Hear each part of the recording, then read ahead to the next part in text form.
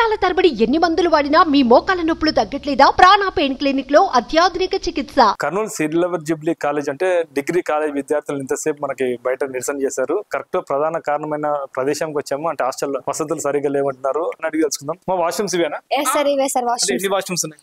4 sir ఉండే washrooms. అంటే ఇప్పుడు వీసీ గారు చెప్పారు 12 వాష్రూమ్స్ ఉన్నాయి, ఎలాంటి ఇబ్బంది లేదన్నారు కదా, మీరేమో 4 అంటున్నారు. కావాలంటే మీరే వెళ్ళి చూడండి సార్. 4 వాష్రూమ్స్ ఉన్నాయి సార్. 4 వాష్రూమ్స్ ఉన్నాయి సార్, చూడండి సార్.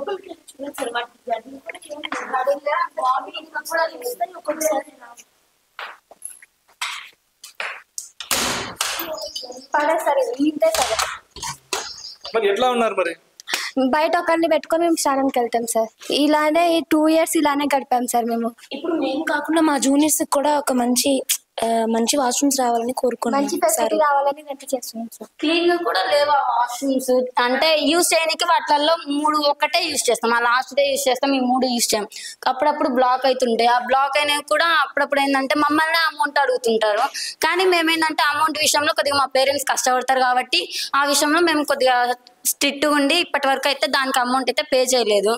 ఇంకా వాటర్ విషయంలో కూడా సింకులు కూడా అసలు మంచిగా లేవు. సింకులు అయితే వాటర్ పోతూనే ఉంటాయి. 200 మందికి సరిపోతాయి. 200 మందికి అసలు మేము ఉండేది 150 మెంబర్స్ అట్లా ఉంటాం. 100 మెంబర్స్ ఉంటాం మేము second years. Only second years కి మార్నింగ్ టైంలో మేము అంతా కాలేజ్కి వెళ్ళేటప్పుడు రెడీ అయ్యేటప్పుడు మేము ఈ వాష్రూమ్స్, ఈ 4 వాష్రూమ్స్ మేము వాడాలి. కొంతమంది నైట్ స్నానం చేసుకుంటారు, కొంతమంది మార్నింగ్ చేసుకుంటారు సార్. ఎర్లీ మార్నింగ్ 4-5 పైన కూడా ఉన్నాయి చెప్పారు సార్. అది అసలు మమ్మల్ని పైకి అడుగు కూడా పెట్టనివ్వరు సార్. మాకు ఏవో ఇష్యూస్ ఉన్నాయని పెట్టండి. మేము ఇక్కడ తిరగాలన్నా కానీ వాళ్ళ పర్మిషన్ తీసుకోవాలి. నైట్ చంద్ర అంకుల్ అని ఒకరు వాచ్మెన్ ఉంటారు. తను నైట్ 1:30 ఆ టైంలో కూడా విజిట్ చేస్తుంటారు. మేము అది వాళ్ళకి తెలియాలి. ఒక ఎవరైనా ఉమెన్ అయినా పెట్టరు. అక్కడ జెంట్స్ ఉంటారు, ఇక్కడ వాళ్ళే ఉంటారు. మేము నైట్ టైమ్స్ అయినా మాకు కొద్దిగా ఫ్రీడమ్ ఉంటది కదా. మాకు నైట్ డ్రెస్లు వేసుకొని తిరగాలన్నా ఇబ్బంది. మేము ఎట్లున్నా ఇంకా ఎప్పుడు ఎనీ టైం అంటే మేము అలా ఉండలేము కదా. అలా సింకుల్ సార్. సింకుల్ అది బయటకు వచ్చేసింది సార్ పేపర్. ఇవంతే సార్. ఇది వర్క్ చేస్తారు కానీ ఎక్కువ ఒక 2 minutes అట్లా వేస్ట్ చేసినాం అనుకో వాటర్ ఇలా బయటకు వచ్చేస్తాయి సార్. అక్కడ బొక్క ఉంది కదా సార్, వాటర్ ఓకే సార్. ఎలా ఉంటున్నారు ఈ రాష్ట్రం? అన్ని ఫెసిలిటీస్ అని చెప్తున్నారు కానీ ఏ ఫెసిలిటీస్ లేవు. ప్రతిదీ మా మనీ మేము పే చేసి ఉంటున్నాం కానీ వాళ్ళు ఒక్కటి కూడా ఏం పే చేయలేదు. చూడండి సార్ ఒకసారి మా బెడ్లు, మా రూమ్స్ చూడండి ఒకసారి, మీకు తెలుస్తుంది. అంటే ఈ రూమ్ లో ఎంత మంది ఉంటున్నారు? ఒక రూమ్ లో 24 మెంబర్స్. 24 మెంబర్స్ ఒక రూమ్ లో. ఎన్ని బెడ్లు ఉన్నాయి? 24 కన్నా ఎక్కువగానే ఉంటాయి. ఫ్రీడమ్ ఉండదు, అంటే తిరగడానికి ఫ్రీ ఉండదు. అంతా ఇరుకిరుగ్గా ఉంటాయి. ఆ కార్డ్స్ కాలు కొట్టుకుంటుంటాయి, అన్ని అట్లుంటాయి. ఇప్పుడు బయట ఉన్న కార్డ్స్ కూడా ఉన్నాయి కదా, వాటిని పనికిరావు, వేరే వాళ్ళకి అమ్ముతారు కదా. ఆ అమౌంట్ ఏమవుతుందో కూడా మాకు తెలీదు. ఇప్పుడు మనం హాస్టల్లోని వంటశాలకు వచ్చాం. ఇక్కడ వంట గది ఎలా ఉంది చూద్దాం. ఇంతవరకు విమర్శించారు, అంటే పురుగులు వస్తున్నాయి, మాకు సరిగ్గా లేదని చెప్పారు కదా. ఇప్పుడు మనం చూద్దాం, స్వయంగా చూద్దాం. చెప్పడమ్మా, మీరు ఏడైనా వంటశాల మీది ఏమేమి పెడతారు మీకు?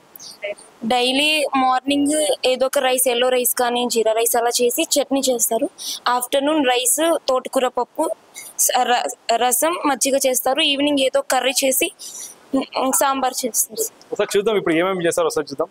ఇక్కడ చూస్తున్నారు వైట్ రైస్ చేస్తారు. ఇక్కడ ఒకటి వైట్ రైస్, అంటే ఈరోజు బాగానే ఉంది వైట్ రైస్. నెక్స్ట్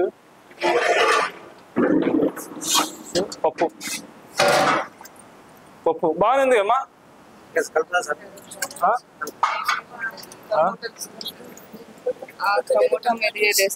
ఇట్లున్న టమాటాలు అలానే ఉన్నాయి సార్, మెదిగా ఉన్నవి. తుప్పలు అట్టనే ఉన్నాయి సార్. ఇలా తినాలి సార్. వేస్ట్ చేస్తారు, అదంతా వేస్ట్ పడేస్తారు. మిరపకాయలు సార్, పచ్చిమిరపకాయలు, టమాటోలు చూడండి సార్. తీసుకొని సైడ్ చూడండి సార్. సైడ్ కానీ గరిట మొత్తం పెట్టి ఏమ్మా ఇది పప్పేనా? మీరు అదంతా ఇక్కడ మీరు వంట వాస్తారా? ఏంది ఇది? ఈ పప్పు సార్. ఎటువంటి పప్పు? పప్పెట్టేయాలా? పప్పెట్లు వేస్తారు? పప్పు బ్యాలు ఉడికినాక పచ్చిమిరకాయలు దంచి చేస్తాం సార్. టమాటా పళ్ళు ఎటుంది ఒకసారి పప్పు ఎలా ఉండాలా చూడు సార్. ఎట్లుంది మీకు చెప్పండి, ఎట్లా ఉంది పప్పు? మీరు మాస్టరే కదా, ఎన్ని ఏళ్ళు చేస్తున్నావు ఇక్కడ? 34 సార్. 34 సంవత్సరాలు చేస్తున్నావా? మరి పప్పు ఎలా చేస్తా? అంటే ఎందుకు అలా ఉంది పప్పు? ఇంకా గట్టి ఇవ్వాలి సార్ ఇంత కాడికి గట్టిగా. పప్పు ఇలా అంటే టమోటాలు అలాగా ఉన్నాయి, పచ్చిమిరపకాయలు అలాగా ఉన్నాయి, మొత్తం దాంట్లో బ్యాలు కూడా సరిగ్గా నీళ్లు ఉన్నాయంట కనిపిస్తుంది కదా కల్లారా. నీళ్ళు ఎక్కడ సార్? నీళ్ళు ఉన్నాయి. సరే ఇప్పుడు మీరు చెప్పండి దీంట్లో ఏమేమి ఉంది, దీంట్లో ఏమేమి ఉన్నాయి? ఒక ప్లేట్ తీసుకురండి. ఇంతకుముందు పురుగులు వస్తున్నాయంట కదా, చూసావా? పురుగులు పెట్టారా? సివిల్ సప్లై బియ్యం సార్ అవి ఇంకా చేస్తున్నాం వాటి సార్. ఇంకా అప్పుడు వస్తుంటాయి, నెలకు ఒకసారి వస్తాయి, ఒకటేసారి. పురుగులు పట్టిన బియ్యం అన్న పిల్లలకు పెడతారా మీరు? సార్ పురుగులు చేపిస్తున్నాం, క్లీన్ చేస్తున్నాం. పురుగులు పెట్టేది ఎందుకు పెడతాం సార్? సరే ఇది పప్పు కదా, ఇది పప్పు కదా, ఏమేమి ఉంటాయి పప్పులు? ఏమేమి వేస్తారు? ఉల్లిగడ్డలు, టమాటా పళ్ళు, పచ్చిమిరపకాయలు. అంటే అంటే ఉల్లిగడ్డ, టమోటా, పచ్చిమిరపకాయ ఊరికే ఉడకబెట్టి కొంచెం బ్యాలు నీళ్ళు వేస్తారా? బ్యాలు ఉడికినాయి సార్, బాగా ఉడికి. సార్ టమాటో అట్టే కనిపిస్తుంది, ఉల్లిగడ్డ అట్టే కనిపిస్తుంది, పచ్చిమిరపకాయలు అట్టే కనిపిస్తున్నాయి. ఇది పప్పేనా? ఇంకా పప్పు అన్నాక అన్ని వేయాల్సిందే సార్. ఇంకా వేయకుండా అన్ని వేసి ఏం చేస్తారు? వినిపించలేదు సార్. ఇంకా పూర మెత్తగా అంటే బాగుంటుంది సార్, కనపడుతుంటే కొంచెం బాగుంటుంది సార్. పప్పు అంటే అన్ని వేసి రామల్లా కదా, రేపు సార్ అంతే. నువ్వు తింటావా? మేము తింటాం సార్, తినమంట సార్. నీ ముందు తినమాట. మీరు చెప్పండి, మీది పప్పేనా? ఇదేనా రోజు తినేది? చెప్పండమ్మా మీరు. సార్ నేనైతే అసలు మెసేజ్ చేయండి సార్. నేను నైట్ ఒకటి తింటా సార్, మార్నింగ్ ఆఫ్టర్ నేను ఎప్పుడు తినాను సార్. మా అమ్మ కూడా చెప్పిన, నాకు నచ్చదు సార్ ఈ ఫుడ్ అసలు. అందుకని పిల్లలు అదే పనిగా చదువుకోండి, బాగా ఉంటది. గవర్నమెంట్ ప్రభుత్వ కాలేజీలో కానీ మంచి భోజనం పెడతామంటున్నారు, వాళ్ళకి తెలిస్తే బాధపడరా? ఇదే చూడండి సార్, మీరు ఇప్పుడు చూస్తున్నారు కదా సార్, ఇన్ని రోజులు మేము ఇట్టుంటున్నాం. ఇది గవర్నమెంట్ వస్తుంది, ఇది ఏమనంటే ఎవరేమంటారంటే ఇది గవర్నమెంట్ నుంచి వస్తుంది, మాకు ఇవి వస్తున్నాయి, మేము ఇవి పెడుతున్నాం, మేమేం చేస్తామమ్మా అంటున్నారు సార్. ఇది వీళ్ళు తింటే ఇది ఏమైతుందో కారం సార్, అది కారం పొడి ఉంటది కదా సార్, అవి వస్తాయి. ఆ కారం తింటే ఏమవుతుందో కొంతమందికి ఏవేవో అసలు రోజు హాస్పిటల్ పోతున్నారు సార్. ఇంకా బాయ్స్ అయితే ఇంకా చాలా సఫర్ అవుతున్నారు సార్. మాకన్నా ఇట్టుంటది, ఇంతకంటే ఇంకా అధ్వానంగా ఉంటుంది సార్ వాళ్ళకి. ఇంకా ఇంకేం చేస్తారు? ఇదేమిది? ఇదేందన్నా ఇది? రసం సార్. ఏం రసం? ఏం రసం? రసం పొడి సార్ చేసినాం, ఎంటీఆర్ రసం పొడి చేసినాం సార్. రసం కూడా ఎలా ఉందో చూద్దాం ఒకసారి. చెప్పండి అమ్మా. టమాటాలు ఉడకలేదు సార్, అది అక్కడ అది చూడండి సార్. ఇది చింతపండు సార్, చింతపండు చూడండి సార్. టేస్ట్ ఎలా ఉంటుంది? బాగుంటుంది. టేస్ట్ బాగా సార్. ఒక వాటర్ లోకి పౌడర్ వేసుకొని అయినట్టు ఉంటుంది సార్. చెప్పన్నా ఇప్పుడు ఇట్లా వంటలు ఎలా చేస్తున్నారు అంటే వీళ్ళేమో బాగాలేదంటున్నారు, మీరేమో బాగుందంటున్నారు. కొన్ని 35 ఏళ్ళగా చేయబట్టి మరి ఇలా చేస్తే ఎట్లా చెప్పనా? సార్ వాళ్ళకి టమాటా పండ్లు బాగా మెత్తగా ఉడికి చేయాలి సార్. వాళ్ళు ఎటు చెప్తే చేస్తాం. ఇంకా అంటే ఇన్నేళ్ళు ఎందుకు ఇలాంటి ఫుడ్ పెడుతున్నారు? ఒక ఊరు నుంచి వచ్చిన వాళ్ళు కదా సార్, రకరకాల ఊరు నుంచి వచ్చిన రకరకాలు అంటే కష్టం సార్.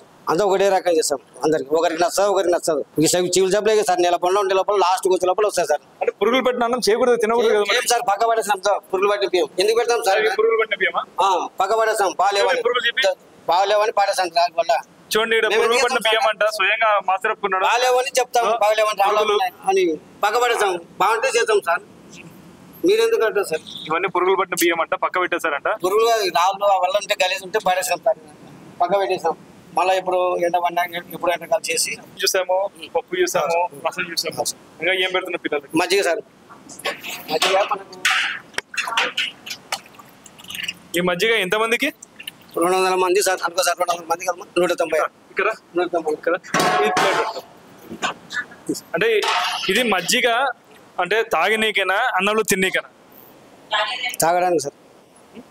మనకు వచ్చేది 10 ప్యాకెట్లు సార్. వాళ్ళు ఇంకా ఇచ్చినక్కడికి మనకి పులుసు ఎంత ఉంటే 10 ప్యాకెట్లు వస్తాయి. ఇంకా పెంచుతా వాళ్ళకి. ఇప్పుడు ఇంకా అందరూ రాలేదు సార్, పెంచుతారు. అంటే 10 ప్యాకెట్ల మజ్జిగ 200 మందికి పంచుతున్నారు. వాళ్ళు ఎంత ఇచ్చేది చేయలేదు సార్, పంచుతారంటే వాళ్ళ అమ్మా అంతే కదా.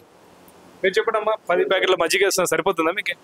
సరిపోదు. అది కాక వాటర్ బాటిల్లో పోసామంటే ఒక 10 minutes తర్వాత కింద ఇంత దాంట్లో అది కనిపిస్తుంది పెరుగు, అంటే కొద్దిగా మజ్జిగ లాగా. ఇంకా మిగిలిందంతా వాటరే ఉంటుంది. లేదు, తినేది లేదు. ఇంకా కొందరు తాగరు. ఇంకా ఎండాకాలం అయితే ఇంకా అసలు మిగలవు. ఇంకా ఇప్పుడైతే ఇంకా ఎప్పుడైనా ఏమన్నా తాగితే తాగుతారు. ఇంకా నీళ్ళు ఉన్నప్పుడు ఇంకెవరు ఏం తాగలేరు. ఇదండి ఇక్కడ పరిస్థితి. అంటే మజ్జిగ 10 ప్యాకెట్ల మజ్జిగ 200 మందికి పంచుతున్నారు, అది నీళ్ళ మజ్జిగ అంటున్నారు. ఇప్పుడు అన్ని సమస్యలు చూసారు, చూపించారు. ఇప్పుడు మీరు ఏం డిమాండ్ చేస్తున్నారు? సార్ మెస్ లో వర్కర్స్ ఉన్నారు. అటువంటిప్పుడు వర్కర్స్ ఉన్నప్పుడు మేము ఇద్దరు ఉండే అమ్మాయిల అబ్జర్వేషన్ చేయాల్సిన అవసరం లేదు కదా. కానీ మేము క్లాసెస్ మిస్ చేసుకుని వాళ్ళ దగ్గరనే ఉంటాం, అయినా మాకు సరైన ఫుడ్ లేదు.